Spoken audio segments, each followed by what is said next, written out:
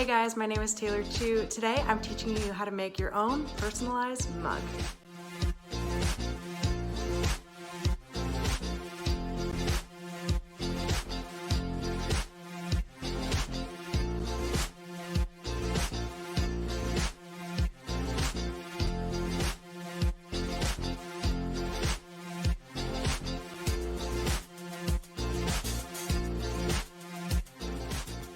I was very slow and cautious about getting this just right, but I found that with my second mug, I actually liked it better because my handwriting was more natural.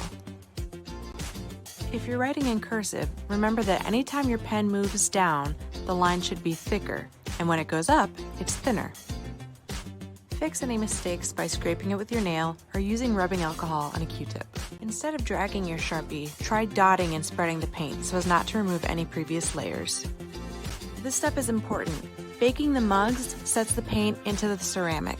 You have to make sure your mugs don't heat up or cool down too quickly, otherwise they'll break.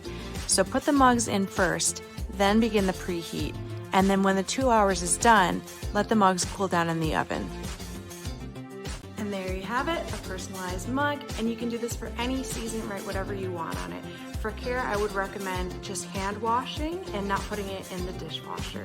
My name is Taylor Chu. Thanks for checking out this craft tutorial. See my other videos about baking and face painting on my channel. Until next time.